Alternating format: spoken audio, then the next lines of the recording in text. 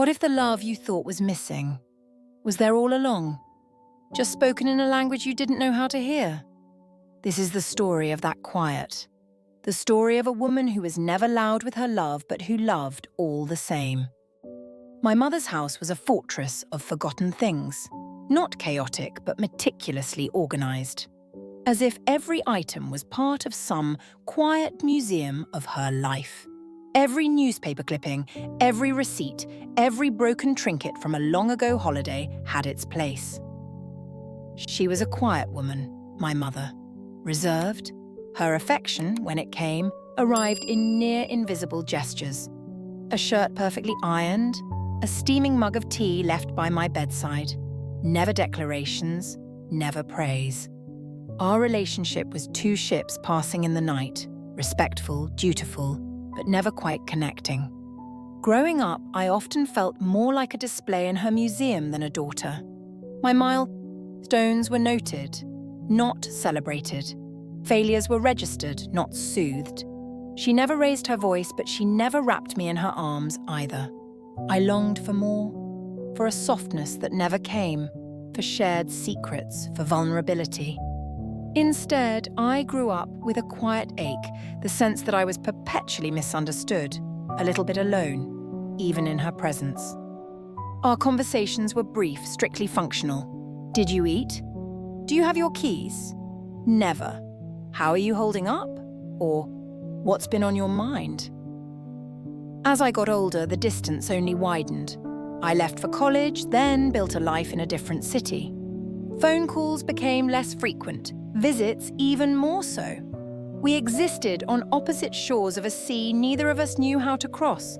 I told myself this was just who we were. It wasn't broken. It wasn't warm either.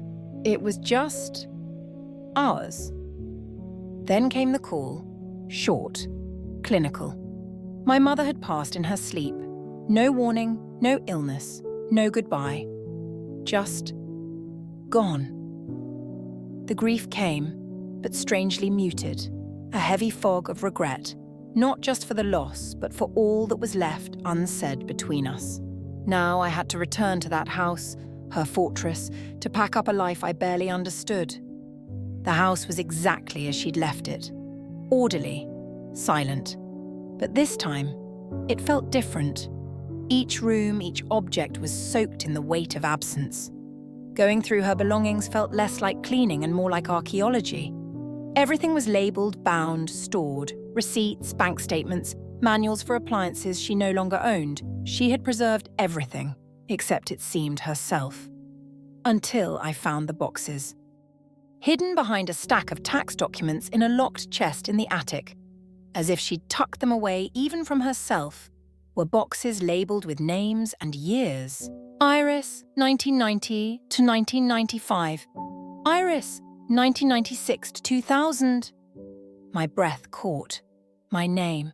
My life. Inside were not photos or letters, but objects. Intimate, deeply personal fragments of my childhood. A crayon drawing from kindergarten, perfectly preserved. A clumsy hand-stitched doll I'd made in elementary school, wrapped in tissue paper. An essay I wrote in junior high, with a tiny checkmark in her handwriting. A corsage from prom, flattened and tucked into a book.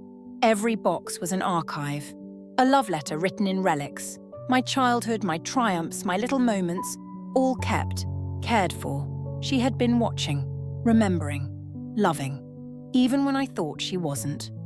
In that attic, I wasn't just discovering old keepsakes. I was meeting my mother again, for the very first time. As I opened more, the mundane gave way to the sacred. Printouts of emails I'd sent, graduation programs, a wooden bird I'd carved and forgotten, a pressed flower from a bouquet I gave her one Mother's Day. She hadn't just noticed, she had kept it all. The house no longer felt cold, it was humming, with her quiet, constant love. I had been wrongs. All those years, I believed she didn't care deeply. I craved something loud, visible.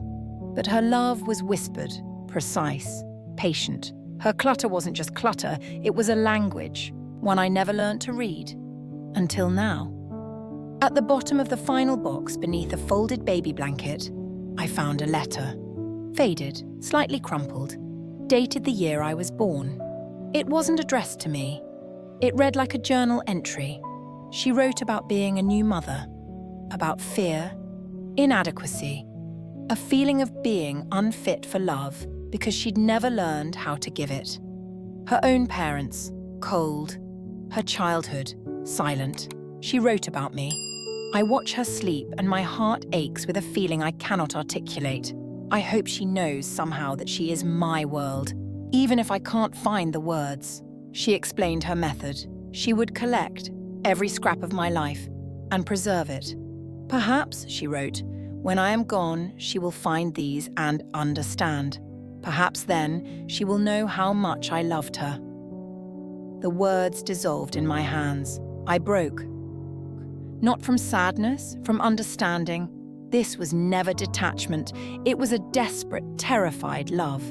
A love she didn't know how to show, except in the careful archiving of my existence. I wept for her. For all she wanted to say and couldn't. For all I missed. For all I judged.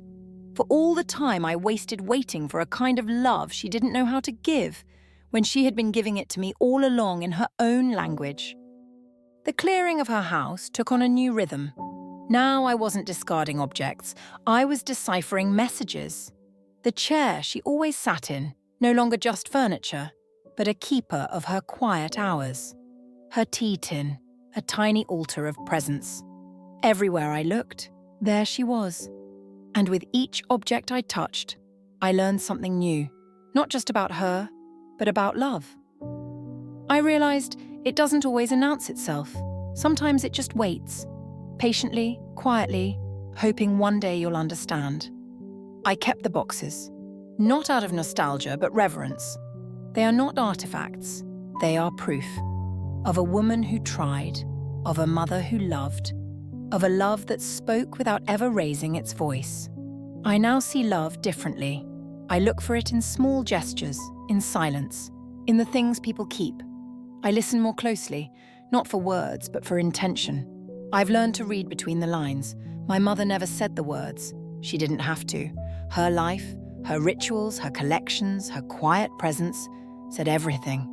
And now, finally, I hear her. If you've ever struggled to understand a loved one or felt distant from someone who mattered, ask yourself, what language were they speaking? Were you listening? Share your story in the comments. Let's talk about the quiet loves in our lives. And if this story resonated with you, please like, subscribe, and share this with someone you think might need to hear it. Because sometimes the most powerful love stories are the ones never told, only kept and quietly passed on.